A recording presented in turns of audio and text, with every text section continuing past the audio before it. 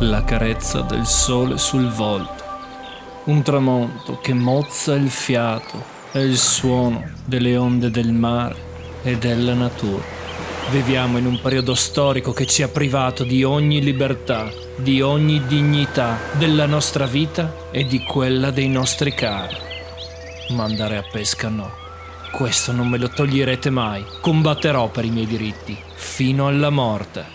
Senti, ma abbiamo finito sta farsa? Perché? Mi manca! Sono troppo stanca, papà. Ciao a tutti amici della Good Terror, siamo pronti per una nuova avventura e come tante altre volte la nostra avventura comincia in macchina. Questa volta però c'è una grassa differenza. Non ho più pallida idea di dove stiamo andando! Quella santa di mia moglie ha pensato di farmi un regalo a sorpresa per il mio compleanno. Mi ha detto: sali in macchina e parti, saranno 400 km circa. Mi ha detto anche: prendi le canne. E quindi aveva deciso di Portarmi a pesca! Ma non so dove. Mi ha solo detto: entriamo in autostrada e pian pianino andiamo. Saranno 4 ore di strada. Partiti da Monfalcone abbiamo preso direzione Padova, che di solito è la strada che facciamo per andare in Trentino, e già mi pregustavo livree da sogno in torrenti meravigliosi. Ho solo chiesto acqua dolce, acqua salata, almeno per capire che attrezzatura portare. Guida e taci. Ma no, giriamo verso Bologna e quindi mi trovo letteralmente spiazzato e chiedo informazioni. Niente, non saprai niente. Proseguiamo verso Bologna, ormai convinto di puntare a Arezzo, in un probabile pellegrinaggio verso la sacra dimora del sommo Valerio Morini. Ed ecco che la copilota mi dice invece di girare verso Reggio Emilia. Reggio Emilia, spinning al suino col culatello? Siluri sul taro col parmigiano? Nel frattempo usciamo dall'autostrada e le mie domande forse stavano per trovare una risposta. Tabiano Terme! Ma forse che questa è la nostra destinazione? Arriviamo allo Sporting Hotel, un onesto 3 stelle carino ed accogliente che ha trovato Paola su Booking. L'ambiente è piacevole e mi metto subito a ragionare sulla situazione in cui mi trovo. Il fiume Taro mi sembra un'ottima scelta, ottimi spot da trota soprattutto nell'alto corso, ma ci dormirò sopra perché la notte porta consiglio e speriamo anche un po' di fresco. Chi mi segue online o su Pesca TV saprà certamente quanto io adori la pesca alla trota in torrente. Quel senso di libertà, di immersione totale nella natura. E mi piace tutto, dal corso d'acqua collegato alle zone turistiche fino a zone impervie che per arrivarci bisogna arrampicarsi letteralmente come i camosci, per poi raggiungere pozze da favola con pesci squisitamente selvatici.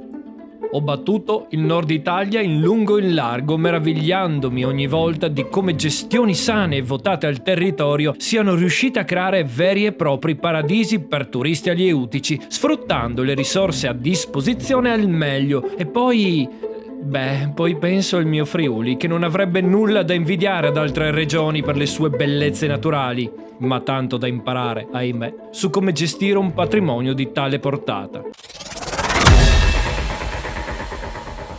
Siamo arrivati a Santa Maria al Taro e adesso finalmente è ora di cominciare a pescare. Abbiamo fatto la licenza di pesca, qui bisogna acquistare un permesso aggiuntivo che costa 12 euro per quanto riguarda la pesca nelle zone a prelievo o 13 euro per la zona no-kill. Il permesso per la zona no-kill si estende per quasi 3 km, per cui adesso mi cambio, ho già dato un'occhiata al torrente, è abbastanza come lo immaginavo, userò una canna abbastanza leggera e incomincerò con gli artificiali. Ho visto alcune trotelle, sono piccoline, speriamo di trovarne anche qualcuno un po' più grande e vediamo cosa succede, tanto così, per cominciare in allegria e spensieratezza.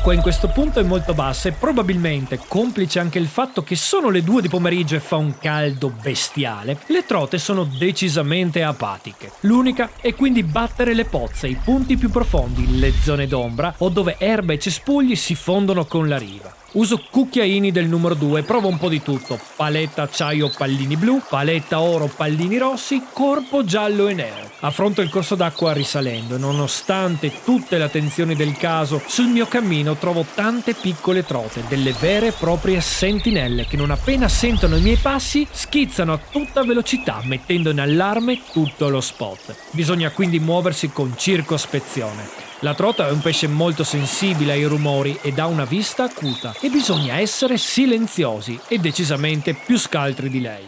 Scelgo zone dove ci sono belle buche, un masso strategico o una cascatella e ci faccio un paio di lanci. Se non ottengo nessun risultato immediato, passo alla zona successiva perché probabilmente le trote o non ci sono o mi hanno già visto. Di solito, se la trota cede in caccia, attaccherà a tutta velocità il nostro artificiale. Inutile quindi rimanere troppo ad insistere nello stesso posto se questo non paga.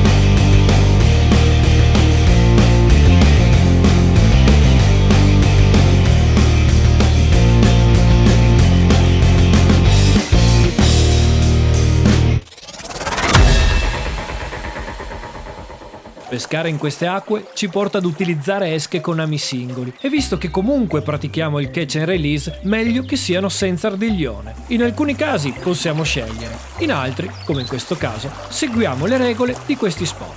In più, con un solo amo barbless diminuiamo anche drasticamente il numero di incagli visto che l'acqua è molto bassa. Solitamente utilizzo sempre dei Rapala molto classici. Con trote di piccola taglia sono esche largamente utilizzate e che ritengo ottime. Ho il mitico Ugly Duck, un artificiale molto piccolo ma con un movimento super incazzato. Anche per quanto riguarda i cucchiaini, utilizzo da decenni con grassa soddisfazione sia i Martin che i Mapes. Li trovo, al pari dei Rapala, dei classici evergreen per la trota. Il colore e la trasparenza dell'acqua e del fondale, l'orario e l'intensità della luce ci obbligano a portarci dietro artificiali di colore diverso. In linea di massima, con acque cristalline, parto con palette color oro. Con acque più torbide uso praticamente sempre una paletta argento pallini rossi o blu. La paletta color oro la uso anche se ci sono pesci molto sospettosi che potrebbero addirittura spaventarsi da un eccessivo luccichio, soprattutto in acque cristalline. Ma non è questo sicuramente il caso. Continuo a risalire il torrente, sono nel no-kill e sento come la sensazione che dietro quel masso ci sia una bella trota ad aspettarmi. La sento, ne avverto la presenza, ne vedo quasi l'ombra da lontano, ci lancio vicino e subito parte l'attacco. Anche se a vuoto, mi ha fregato. Non credo di aver la punta però, per cui ci rilancio e ci riprovo. Ma niente da fare. Figuriamoci se aspetta lì di nuovo me, ferma e in posa. Ma siccome sono testardo, ci rilancio di nuovo e... bam, eccola qua. Ora sì, ora l'ho fregata io.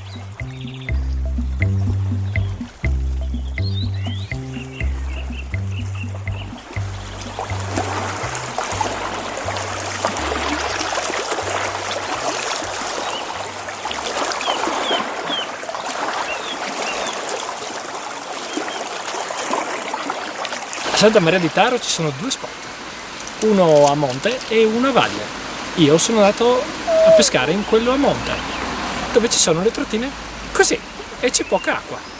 Adesso sono andato a farmi un giro a valle, è tutta una vasca, è bellissimo, ci sono cascate, ci sono trotte così, ne ho prese 3, però adesso è ora di andare. Di solito, quando mi organizzo una vacanza di pesca, impiego molto tempo a raccogliere informazioni di ogni tipo. Parto utilizzando Google, cercando associazioni di pesca del territorio, forum che parlano di quel preciso corso d'acqua, per poi andare su Facebook e chiedere informazioni molte volte a voi amici che mi seguite e che con le vostre dritte mi aiutate sempre a trovare degli ottimi spot.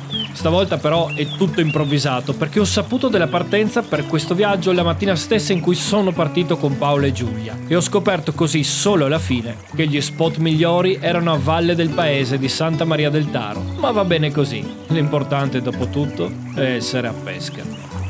Ormai l'ora è tarda e inizio a risalire il torrente ritrovandomi al punto di partenza. Ma ho ancora quel prurito alla mano e sento che devo fare l'ultimo lancio. E ovviamente lo sappiamo tutti che ultimo lancio vuol dire ultimo pesce e che finché non lo prenderemo saranno tutti ultimi lanci. Esatto. Finché, eccola qua, una discreta botta in canna, un pesce molto combattivo ed ecco finalmente a guadino un altro splendido salmonide, con una livrea molto particolare. Se non sapessi che è impossibile, sembrerebbe un ibrido, ma qui le marmorate non esistono. E con questo posso dire veramente stop, la nostra pescata di oggi termina così, con questo soddisfacente rilascio.